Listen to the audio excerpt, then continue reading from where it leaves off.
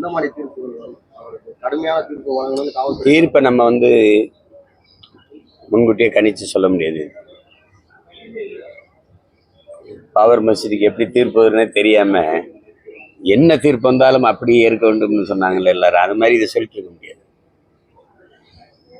குற்றம் சாட்டப்பட்டவர்கள் எல்லாருமே தண்டனை குறைக்க சொல்லி கேட்கறது அது இயல்புதான். அவர் சொல்றாரு, நீங்க சொல்றீங்க அவங்க குடும்பத்துல அப்பா இல்லை தங்கச்சி இருக்காங்க, அதை பார்க்கணும் அப்படின்னு. இது மாதிரி பாதிக்கப்பட்ட குடும்பங்கள்லையும் இது மாதிரி நிறைய பாதிக்கப்பட்டிருக்காங்கல்ல. அது நீதி அதை அப்படி பார்க்க முடியாது. அது என்ன தீர்வு என்ன வருதுன்னு பார்க்கணும். தீர்ப்பா இல்லாம பாதிக்கப்பட்டவர்களுக்கான நீதியா இருக்கணுங்கிறதான் எல்லாருடைய எதிர்பார்ப்பு. ஏன்னா இங்க பன்னெடுங்காலமா வெறும் தீர்ப்பு தான் சொல்லப்பட்டிருக்கு. எந்த ஒரு வழக்குக்கு நீதி வழங்கப்பட்டதில்லை. அதை பொறுத்து தான் பார்க்கணும். வேற ஏதாவது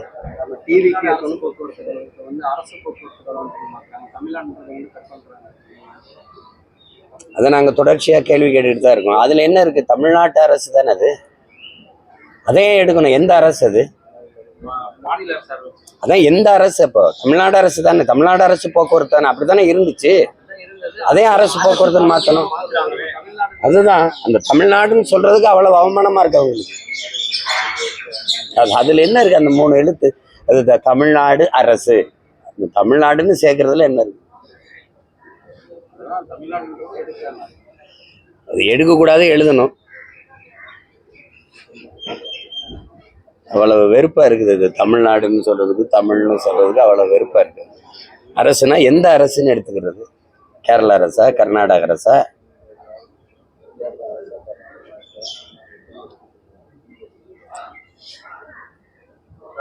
தமிழ் வாழ்கன்னு சொல்ல வேண்டியது. எல்லா இடத்துலையும் நம்ம அப்படிங்கிறது தமிழ்ல இருக்கும், மதுரை இங்கிலீஷ்ல இருக்கும். எங்க ஊர் ராமநாதத்துக்கு போகும்போது, ராமேஸ்வரத்துக்கு போகும்போது வெல்கம் டு ராம்நாடுன்னு.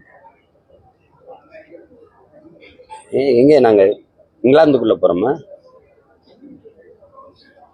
இல்லை, ராமநாதபுரம் மாவட்டம் உங்களை வரவேற்கிறதுன்னு சொல்ல வேண்டியது இல்லை. போட்டுட்டு பிறகு வேணா கீழே ஆங்கிலத்தில் வெல்கம் டு ராம்நாடு, வட இந்திய பயணிகள் வராங்கன்னா சரி வழிபட வராங்கன்னு போகலாம். வெறும் ஆங்கிலத்தில் மட்டும்தானே எழுதியிருக்கு. பார்க்குறீங்களா போய்? எதில் அக்கறை இருக்குது சொல்லுங்க? எதில் அக்கறை இருக்குது? ஆண்டுதோறும் வரோம். எங்கள் ஐயா முத்துராமலிங்கத்தேவர் எங்கள் தாத்தாவுக்கு வழிபாட்டுக்கு வரோம். இரு கரையில இந்த பாதைகளில் ஒரு மரம் நடப்பட்டிருக்கா பாருங்க. ஆனா அந்த அன்னைக்கு மட்டும் இந்த கட்சிக்காரர்கள் கொடி மட்டும் வரிசையா நடக்கும். எதுல ஒன்றுல அக்கறையாவது அணுகிருக்கு. இவங்க எப்படி தமிழ்நாடுன்னு சொல்றதுக்கு அவ்வளவு கூச்சப்படுறாங்க. அவ்வளவு அருவருப்பா இருக்கு. அதை எழுதுறதுல அவ்வளவு அவங்களுக்கு இது. நீங்க என்ன தொண்டர்களை தாக்கப்பட்டதுக்கு அறிக்கை ஒன்று வெளியிட்டாங்க. இது அவங்க விபத்து நடந்ததை போய் அரசியல் செய்யறாங்க அப்படின்னு சொல்லி. எது விபத்து? தீ விபத்து நடந்தது அது விபத்து தான், யதார்த்தமான விபத்து. அதுல அரசியல் செய்யறாங்க, கீழ்த்தனமான அரசியல் செய்யறாங்க. இதெல்லாம் போன நிர்வாகிகள் நிர்வாகி பெண் நிர்வாகி அவங்க போய் அதுல என்ன அரசியல் செய்ய? பாதிக்கப்பட்ட மக்களுக்கு உதவ போறதுல அரசியல் இருக்கு. எதுதான் அரசியல்னு சொல்ல வராங்க? என்னை பாருங்க, நீங்க தானே கேள்வி எழுப்பீங்க. எதுதான் அரசியல்? சரி, யதார்த்தமா தீ பற்றி எரிஞ்சிருச்சு. உடனே போய் அதை அணைப்பதும் அதுக்கான பாதிக்கப்பட்ட மக்களுக்கு உரிய உதவியை செய்வதும், அதுலதான் காயம்பட்டிருந்தா அவங்களுக்கு உரிய மருத்துவத்தை கொடுக்க செய்வதும், அதெல்லாம் யாருடைய பொறுப்பு? அது ஒரு அரசியல் இயக்கம் போய் செய்யும் போது ஆர்வப்பட்டு அந்த தமிழக வெற்றி கழகத்தினுடைய நிர்வாகிகள் பெண் பிள்ளைகள் போய் உதவும் போது அதை தடுத்து அதை விதித்து வயிற்றுல மிதிக்கிற அளவுக்கு அது என்ன பெரிய குற்றம் ஆயிடுச்சா? அது தேசத்துறவு குற்றமா?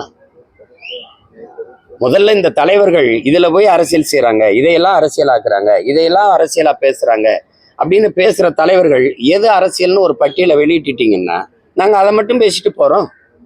எதுதான் அரசியல்? லட்சக்கணக்கா நாங்க எங்க கொல்லப்படுவோம் எங்க தாயகத்துல ஈழத்துல, அதை பேசக்கூடாது, அது அரசியல். 840 மீனவன் கொல்லப்பட்டிருக்கான், அது அரசியல். அவன் கைது பண்ணப்படுவான், படகு பறிக்கப்படும், அதை பேசினா அரசியல். 60-70 ஆண்டுகளா குடியிருந்த மக்களை திடீர்னு ஆக்கிரமிப்பு நீ இடிப்பீங்க. அப்ப கடற்கரையை ஆக்கிரமிச்சு கல்லறை கட்டியிருக்கீங்களா, அதை ஆக்கிரமிப்பான்னு கேட்டா இதெல்லாம் அரசியல் பேசுறீங்க. எதுதான் அரசியல்? இந்த 1000 ரூபாயும் அரிசியும் பருப்புமா சொல்லுங்க? இலவச பேருந்து, சாராயம் குடிச்சு செத்தா அதுக்கு 10 லட்சம் கொடுக்குறது, இதெல்லாம் தான் அரசியலா? எதை பேசுறது அப்போ? முதல்ல நீங்க கற்றுக்கிட்டு வாங்க எது அரசியல். பாதிக்கப்பட்ட ஒரு விபத்தோ ஏதோ தீ எரிஞ்சிருச்சு, குடிசை எரிஞ்சிருச்சு, வீடு எரிஞ்சிருச்சு, மக்கள் பாதிக்கப்பட்டு நிற்கிறாங்க, அவங்களுக்கு அரிசி பருப்பு கொடுத்து துணிமணி கொடுத்து உதவணும்னு போறதுல அரசியல் பேசுனா என்னது? அது உதவி, அது சேவை. அதை செய்ய வந்த பொண்ணை எதுக்கு அது கீழே விழுத்து வாய்த்துல மிதிக்கிறதுலாம் எவ்வளவு பெரிய கொடுமை. எதா இருந்தாலும் இவங்க இந்த நாட்டுல ஒண்ணு இருக்குது, வாக்குக்கு காசு கொடுத்து வாக்கை பறிக்கிறது, அது அதர்மம் இல்லை, அது தர்மத்துக்கு எதிரானது இல்லை. மணலை வெட்டி விற்கிறது, அதெல்லாம் தர்மத்துக்கு எதிரானது இல்லை. எல்லாத்துலயும் தர்மத்தை கடைபிடிச்ச மக்கள் போல கூட்டணி தர்மம், அதுல என்னடா அதுல மட்டும் தர்மம் உங்களுக்கு வாழுது? கூட்டணி தர்மத்துக்காக அதெல்லாம் சைத்துக்கிறதா? கூட்டணி தர்மத்துக்காக இதெல்லாம் பேசுறது? உண்மையிலே அண்ணன் செல்வ பிறந்தரைக்கு மனச்சான்றோட இது பேசுறாரு. ஸ்டாலின் கோச்சுக்காரன் தானே பேசுறதுல, வேற என்னது? கொடுமை.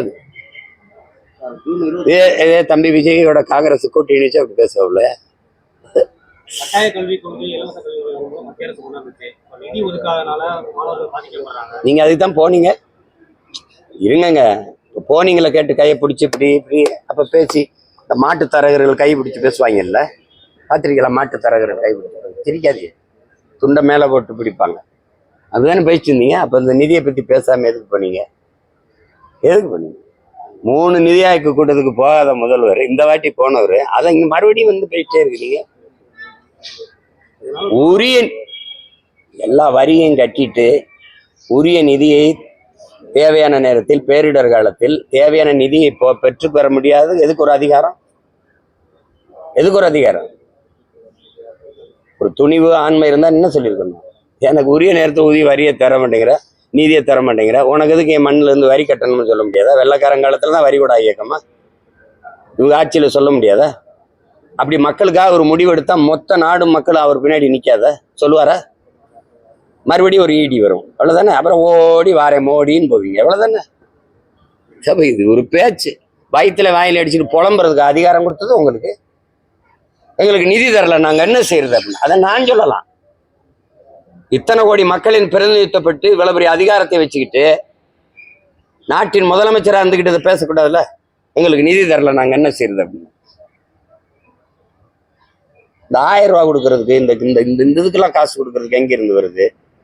தொட்டதுக்கெல்லாம் நூலகம் அவங்க அப்பா பேர்ல கட்டுறதுக்கு, நினைவிடம் கட்டுறதுக்கு, சிலைகளை திறக்கிறதுக்கு, அதுக்கெல்லாம் பணம் எங்க இருந்து வருது? பரம்பரை சொத்தை வித்துட்டு வரீங்களா? பதில் இருக்கா? ஏதாவது நான் நல்ல ஒரு காரியத்துக்கு போயிட்டு இருக்கு, ஏதாவது கெடுத்து இருக்காது.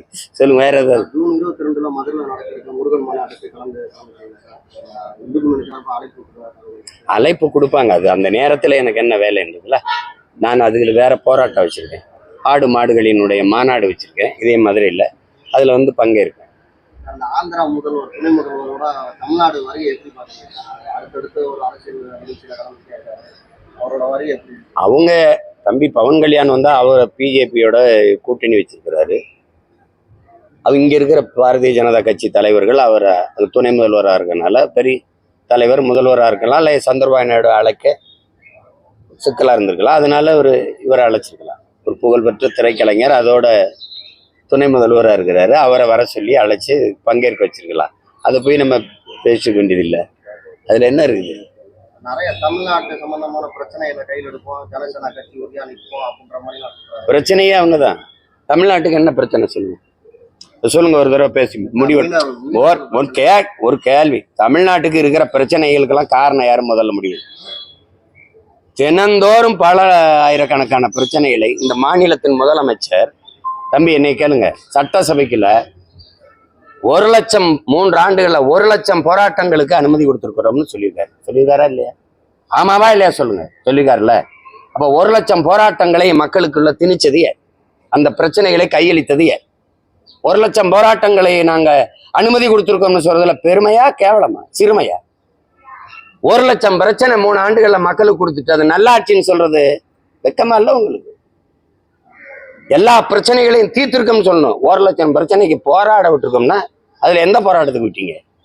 பணி நிரந்தரம் கேட்டு ஆசிரியர்கள் போராட வரும்போது அப்படியே மறைச்சு கொண்டு பேருந்து நிலையத்தில் ஏற்றல. மாற்றுத்திறனாளிகள் போடும்போது, பார்வையற்ற மாற்றுத்திறனாளிகள் பிள்ளைகள்லாம் போராடும்போது தூக்கி கொண்டு லாரியில வேற ஒரு இடத்துல இறக்கி விட்டு வரல. இதெல்லாம் தான் போராட அனுமதியா? நான் கேட்ட போராட்டத்துக்கு எத்தனை போராட்டத்துக்கு அனுமதி கொடுத்து? இந்த பிரச்சனைகளை எங்களுக்கு கையளித்தது யார்? நீங்க சொல்ற ஆட்சியாளர்கள் தான். இந்த பிரச்சனைகளை எங்களுக்கு தந்த பெருமக்கள், ஆண்டவன் இல்ல, எங்களை ஆண்டவர்கள். இது யாரு தந்தது?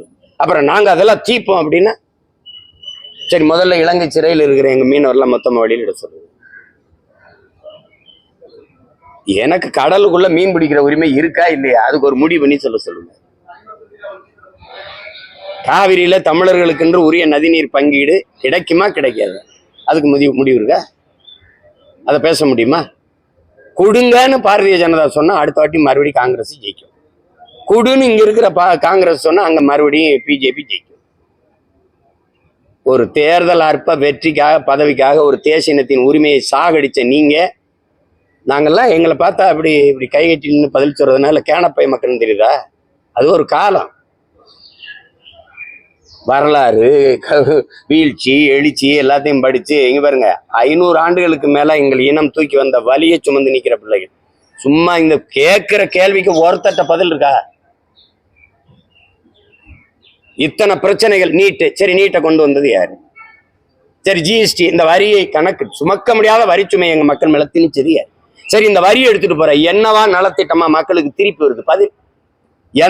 எந்த நிதிநிலை அறிக்கையிலாவது நாடங்களும் இவ்வளவு வருவாய் பெருக்கம் சரக்கு மற்றும் சேவை வரியால, இந்த வரி நாடங்களும் இப்படி மக்களின் நலத்திட்டத்துக்காக பிரித்து அனுப்பப்படுது. குழந்தைகள் நலன், கல்வி, தொழில் வளர்ச்சி, பொருளாதார வளர்ச்சி, இல்ல இந்த வேலை வாய்ப்பு அல்லது இந்த மருத்துவ வசதி, அது ஏதாவது போக்குவரத்து அப்படி ஏதாவது பிரிச்சு அனுப்பப்படுது. தடையற்ற மின்சார விநியோகம் அப்படி ஏதாவது இருக்கா? 156 லட்சம் 160 லட்சம் கோடிகளுக்கு மேல கடன். இங்கே ஒரு நல்லாட்சி கொடுத்த நாயகர் 10 லட்சம் கோடியை தொட போறாரு கடன். கடங்கார பைய நாட்டுல நான் ஒரு கடங்காரன், நீ ஒரு கடங்காரன். இதுல வளர்ச்சி, டெவலப்பு, நல்லாட்சி இதெல்லாம் என்ன இருக்கு? வெறும் சொல்லாட்சி மட்டும்தான். நல்லாட்சி எங்கிட்டு இருக்கு? உங்களால கேட்க முடிஞ்சா? நாட்டு பாதுகாப்புக்கு எல்லையில் நின்று போராடி செத்த ராணுவ வீரன் உடல் இந்த மண்ணுக்கு வரும்போது என்ன அந்த நாட்டு வீட்டுக்கு மத்திய மாநில அரசுகள் எவ்வளவு நிதி உதவி கொடுத்தது? கள்ளச்சாராயம் குடிச்சு செத்தவன் வீட்டுக்கு எவ்வளவு நிதி உதவி கொடுத்தது? நாங்கள் பிள்ளைகளை படிக்க வைப்போம், வீட்டுக்கு ஒருவருக்கு அரசு வேலை கொடுப்போம். இதெல்லாம் ராணுவ வீரன், நாட்டை பாதுகாக்க போற படை வீரன் செத்து வந்தவனுக்கு அவன் குடும்பத்துல இதெல்லாம் சொல்லல. 1 கோடி நிதி கொடுக்கும், மத்திய அரசு கொடுக்கும், மாநில அரசு கொடுக்கும், நிதி பாதுகாப்பை கொடுக்கும், வறுமையை சந்திக்காம விடும். நான் நாட்டுக்காக செத்தால் என் வீட்டை இந்த நாடு பார்க்குங்கிற நம்பிக்கை ஒரு ராணுவ வீரனுக்கு இந்த நாடு கொடுத்துருக்கா?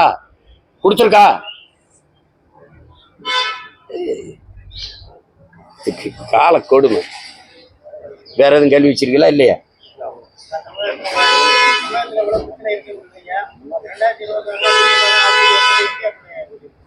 யாரு விரும்புறாங்க சொல்றாங்க? உங்களுக்கு தெரியுது இவ்வளவு பிரச்சனை இருக்குது. திமுக ஆட்சி மறுபடியும் வரும்னு நீங்க வர விரும்புனீங்கன்னா ஓட்டை அவங்களுக்கு போடுங்க, வந்துடக்கூடாதுன்னா ஓட்டை மாத்தி போடுங்க. வேற இடத்துக்கு